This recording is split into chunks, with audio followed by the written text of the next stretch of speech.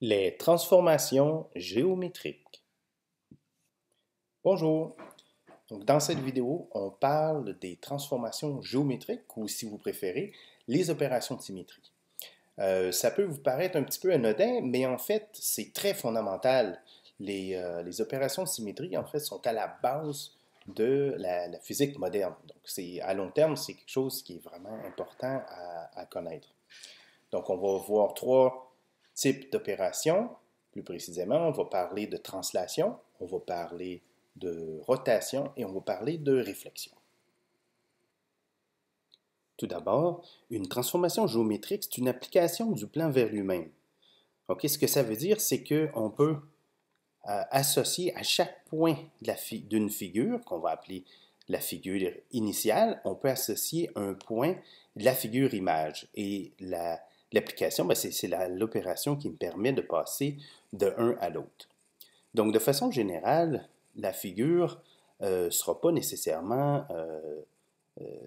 la même, hein? C'est-à-dire que la taille peut changer, la forme peut changer, donc la figure peut être déformée. Okay? Mais ce qui est important, c'est qu'à chaque point de la figure initiale correspond un point à la figure image. C'est pour ça que j'ai tracé des flèches rouges. Hein? Par exemple, B correspondrait à E.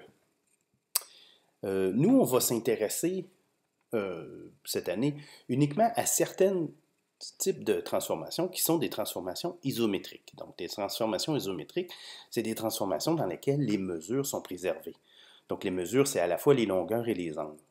Donc, par exemple, ici, si je prends la figure initiale, okay, c'est un triangle rectangle, okay, ABC, ben, je peux associer chacun des segments à un segment sur ma figure image. Donc, par exemple, le segment AB correspond au segment DE. Et puis, je m'assure que les grandeurs sont les mêmes. Okay? Donc, c'est congru. Okay? Ils sont isométriques. Donc, si c'est le cas pour chacun des segments, là, j'ai une transformation isométrique. Mais il faut que ça soit vrai aussi pour les angles. Donc, par exemple, l'angle A ici, c'est le même que l'angle D ici. Donc, ces angles-là sont aussi isométriques. Donc, quand on a deux segments ou deux angles qui jouent le même rôle, on dit qu'ils sont homologues. Donc, l'angle A est homologue à l'angle D. L'angle B, qui est un angle droit, hein, il se retrouve ici, c'est l'angle E. Donc, ils sont homologues les deux. Et de la même façon, ben, le segment AB, c'est l'homologue du segment DE. Donc, de façon générale, une transformation isométrique, il faut absolument que les mesures soient préservées. Donc, on va en voir trois types. On va voir la translation, la rotation et la réflexion. Donc, on commence par la translation. Donc, une translation, c'est simplement un déplacement en ligne droite, dans la même direction, de la même distance, de tous les points de la figure initiale. Donc, ici, ma figure initiale, c'est le trapèze ABCD. Et puis, je vais déplacer chacun des points par une certaine grandeur dans une même direction. Donc, la transformation, je la représente par une flèche. Hein. Cette flèche-là, c'est ce que j'appelle mon vecteur de translation ou ma flèche de translation. Je vais la noter avec soit une lettre avec une petite flèche en au-dessus. Hein. Ça dépend. En mathématiques, on voit surtout des lettres en caractère gras, mais souvent dans les livres de physique, vous allez voir une lettre surmontée d'une petite flèche comme ça pour montrer que c'est vraiment une quantité orientée. Mais ça change pour nous pas grand-chose la façon dont on la note. Donc, ce qui est important, c'est que chaque flèche, okay, est définie par un angle. Donc, il y a un angle par rapport à l'horizontale ou la verticale, okay, qui indique la direction de la translation. Il y a aussi une pointe de flèche, hein, c'est pas juste une ligne droite, là, il y a une pointe de flèche qui nous dit dans quel sens on va bouger l'objet. Et puis la grandeur, la longueur de la flèche nous dit de combien. Donc, ce que je fais, c'est que je prends cette flèche-là, je la déplace sans la déformer, sans changer l'orientation. Je vais juste la déplacer de façon parallèle. Puis je viens la mettre au bout de chacun de mes points. Donc, à mon point D de la figure initiale va correspondre un point D'. Je peux faire la même affaire avec les autres points. Donc, A devient A', C devient C', B devient B'. Et puis là, en reliant les points avec des primes, ben, je peux retracer là, ma figure image qui ressemble en tout point à la figure initiale parce que dans une translation, c'est tout qui a été déplacé. Il n'y a pas de déformation, il n'y a pas de changement d'orientation de ma figure. Okay? Donc, la figure est simplement déplacée et n'est pas déformée. Un principe qui va être super utile pour les vecteurs, c'est le principe de superposition. Donc, qu'est-ce que ça nous dit? Ça nous dit que la somme de deux vecteurs, c'est un vecteur. Autrement dit, si je mets deux flèches bout à bout, ben, je peux tracer une flèche correspondante. Hein?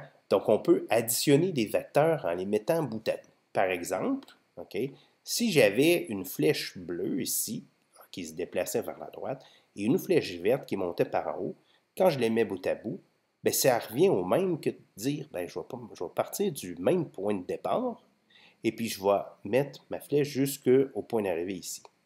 Donc, la flèche bleue plus la flèche verte, c'est égal à ma flèche rouge. Okay? Donc, je peux faire une addition de flèches, puis ça me donne une même flèche. Inversement, mais je peux décomposer. Je pourrais dire que si j'ai une flèche rouge comme ça, bien, je pourrais dire que c'est la même chose qu'une flèche bleue plus une flèche verte. Ça a l'air un peu niaiseux, mais c'est utile parce que si on met nos figures sur des quadrillés, ben on peut, sans faire de mesure directe avec une règle et puis une équerre et tout, on pourrait déjà savoir comment déplacer nos points. Donc si ici j'ai à faire le déplacement, ben là je ferai mon déplacement, je dis, vous voyez, je déplace de 4 cases vers la droite et puis de 3 cases vers le haut. Et puis je pourrais faire ça pour n'importe lequel des points composant ma figure initiale afin d'obtenir ma figure image. Okay? Donc, c'est un principe qui est très utile en pratique. Il arrive parfois, cependant, que ben, là, nos figures à tracer ne sont pas nécessairement sur une feuille quadrillée. Donc, à ce moment-là, on est obligé d'utiliser nos outils de géométrie pour pouvoir les tracer.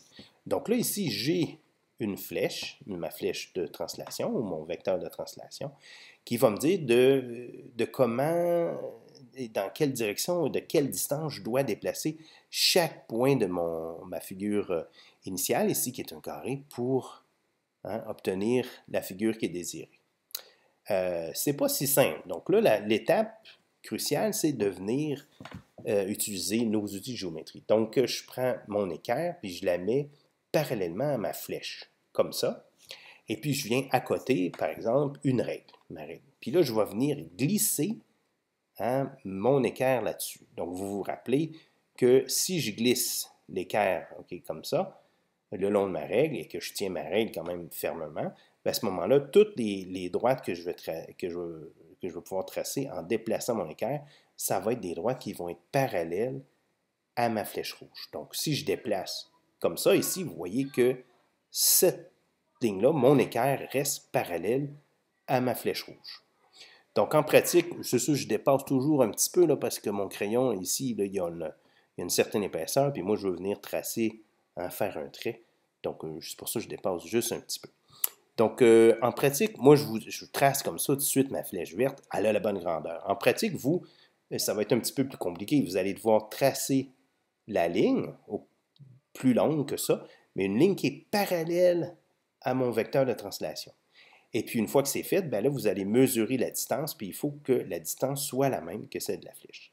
Là, j'ai fait ça pour un point, un des coins de mon carré. Ben, il va falloir le faire pour chacun des carrés. Puis, une fois que ça sera fait, ben, je vais être en mesure de tracer un carré là, qui va ressembler un petit peu à ça ici. Okay? Donc, ça, c'est pour tracer des droites parallèles, là, pour faire une translation lorsqu'on n'a pas de page quadrillée. Donc ça, c'est pour la translation. Le deuxième type de transformation qu'on va regarder, c'est la rotation. Donc la rotation, c'est d'abord défini par rapport à un point. Okay? Dans un plan, c'est défini par rapport à un point. Donc c'est mon point vert ici. Et puis ce qui est important, c'est que la distance par rapport à ce point-là, elle reste constante pour tous les points. Autrement dit, le point, la pointe de flèche, elle va, quand je vais la tourner, elle va toujours être à la même distance du centre, okay, du point de rotation, du centre de rotation qu'on appelle aussi le pivot. Ça va être vrai aussi de ce point-là, qui ne sera pas à la même distance que la pointe de la flèche, mais qui va être donc à une autre distance, une certaine distance, qui va rester constante tout au long de la rotation. Puis je peux dire la même chose des autres points. Donc ici, j'indique l'angle de rotation. Donc si je tourne, je commence à tourner tranquillement, vous voyez que je commence à décrire un arc de cercle. Pourquoi? Bien parce que justement, un cercle, c'est défini comme l'ensemble des points qui sont à la même distance du centre. Okay? Donc ici, ma pointe de flèche, par exemple, elle suit comme ça un arc de cercle. Okay? Donc si ici, j'arrive, j'ai fait un angle d'environ 90 degrés, ben j'ai tourné autour de ce point-là. Okay? Chaque point suit un arc de cercle de rayon particulier. Vous remarquerez que si je continue, ben éventuellement, je vais trouver, je vais me retrouver à produire un cercle au complet. Okay?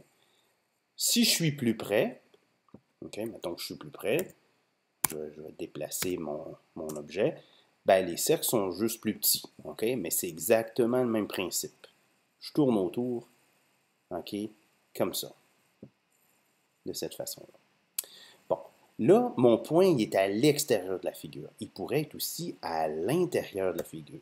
Si je change ça, je vais mettre ça ici comme ça. Là, à ce moment-là, vous voyez que mon point il est à l'intérieur. Le principe, c'est le même. Chacun des points va tourner autour du centre de rotation d'un angle déterminé, et puis la distance va être la même par rapport à ce point-là. Donc, si je fais bouger comme ça, encore d'un 90 degrés, ben, j'ai tourné autour. Et puis, chaque point est resté à la même distance par rapport au point de rotation. Donc, pour résumer avec la rotation, c'est une opération qui s'effectue autour d'un point que l'on appelle le pivot ou le centre de rotation. C'est le point ici qui est en vert. La rotation, c'est défini par un angle de rotation, donc c'est de combien de degrés qu'on va tourner, et par un sens de rotation, c'est-à-dire est-ce que je tourne dans ce sens-là ou dans ce sens-là. Donc on va appeler ça, si on tourne comme les angles, comme les aiguilles d'une montre, on va dire que c'est le sens horaire. Si c'est dans l'autre direction, comme ça, on va dire que c'est le sens anti-horaire. Vous allez aussi apprendre que le sens anti-horaire s'appelle aussi le sens trigonométrique. Donc, c'est un autre terme qui va apparaître éventuellement avec les années. Donc, ce qui caractérise la rotation, c'est aussi que la distance de chaque point de la figure initiale par rapport au centre de rotation, c'est-à-dire la distance entre, je prends par exemple le point de la flèche et le centre de rotation, ben, cette distance est conservée, c'est toujours la même distance, peu importe l'angle par lequel je fais tourner mon objet. Et puis ça, c'est vrai pour n'importe quel point. Donc, ce point-là, il y a une distance plus grande, mais cette distance-là est maintenue tout au long de la rotation.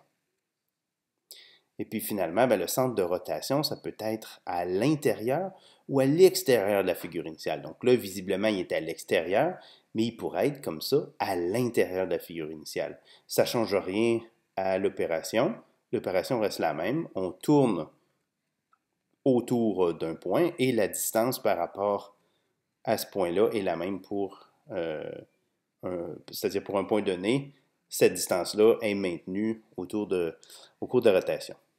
Donc, en pratique, comment est-ce qu'on la trace, cette rotation-là? Bien là, vous allez prendre votre figure initiale, donc je la mets ici, et puis la première étape, ça va être de relier chaque point de cette figure-là au centre de rotation. Donc, vous tracez une ligne, comme ça, et puis là, à partir de là, bien, vous déposez votre rapporteur d'angle, et puis vous allez mesurer l'angle de rotation voulu. Donc, si, comme là, ici, c'est 90 degrés, ben, vous allez marquer sur votre rapporteur d'angle, vous allez tracer un point à 90 degrés, puis vous allez tracer la droite, à ce moment-là, qui joint le centre de rotation et le point que vous avez marqué.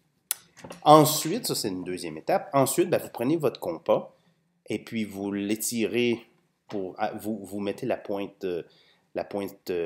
bout pointu là, sur le centre de rotation. Vous élargissez votre compas jusqu'à ce que la pointe, le crayon, touche au point qui vous intéresse. Et puis là, ben, à ce moment-là, sans changer l'ouverture du compas, vous tracez un arc de cercle. Et puis, quand vous êtes rendu au point, donc disons, sur l'axe là, qui correspondait à votre rotation de 90 degrés, ben, vous avez trouvé le point, la location du point de la figure image. Les deux dernières étapes peuvent être inversées. Hein? Donc, j'aurais pu d'abord tracer un arc de cercle, puis ensuite trouver c'est quoi, OK, l'angle de 90 degrés, ça revient exactement au même. Et ça, on fait ça pour chacun des points de la figure. Hein? Chacun des points de la figure, et puis après, ben, on est capable de les relier pour retracer la figure image. On s'intéresse maintenant à la réflexion. Donc la réflexion, elle, n'est pas définie par rapport à un point, elle est définie par rapport à un axe. C'est l'axe ici, la ligne, la droite en vert, okay, qui est mon axe de réflexion. Ce que ça veut dire, c'est que chaque point de ma figure image, donc de ma figure initiale, pardon, qui est à droite, se retrouve sur ma figure image de l'autre côté, okay, à la même distance de l'axe de réflexion. Donc, toutes les droites que vous voyez en rouge, ils sont perpendiculaires à l'axe de réflexion et la distance d'un côté et de l'autre de l'axe, c'est le même. Donc, c'est ça qu'on appelle une réflexion.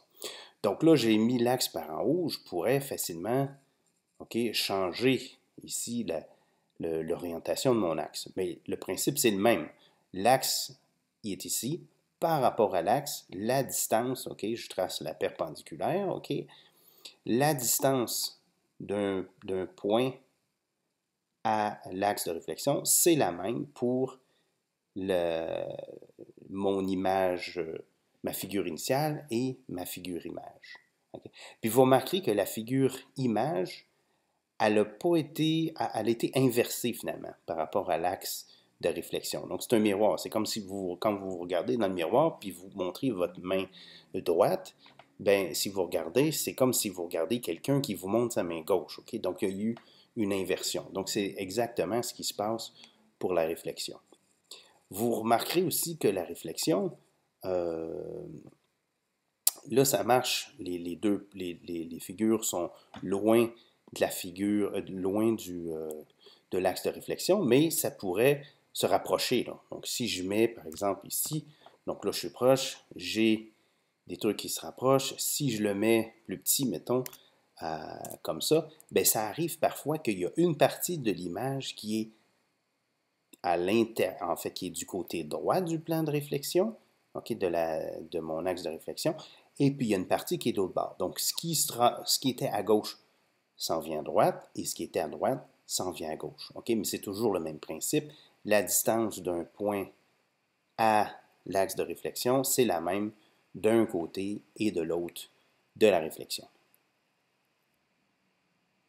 Donc, si maintenant je fais un retour sur la réflexion, c'est défini par rapport à un axe de réflexion. Donc, c'est l'axe qui est ici en vert.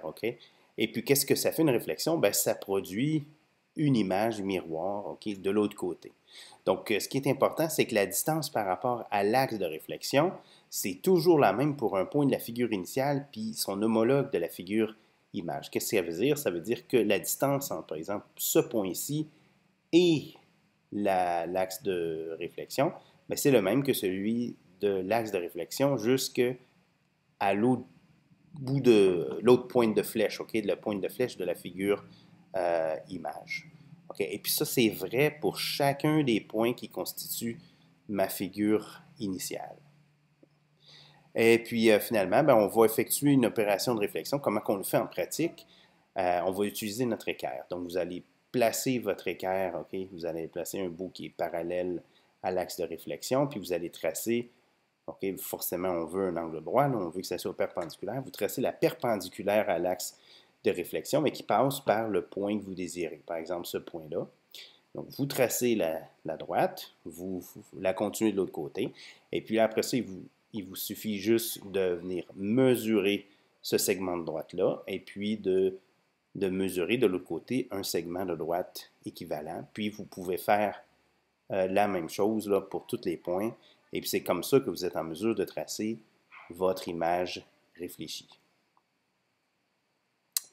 Donc, en résumé, pour cette présentation, nous avons considéré 3 types de transformations isométriques, c'est-à-dire des transformations qui conservaient la taille des objets, qui ne les déformaient pas non plus. Donc, on a parlé de la translation, qui est un déplacement en ligne droite. On a parlé de la rotation, où on tourne autour d'un point. Et puis, la réflexion, qui est juste la production d'une image miroir, okay, qui est inversée par rapport à l'axe de réflexion. Donc, sur ce, moi, je vous dis à la prochaine.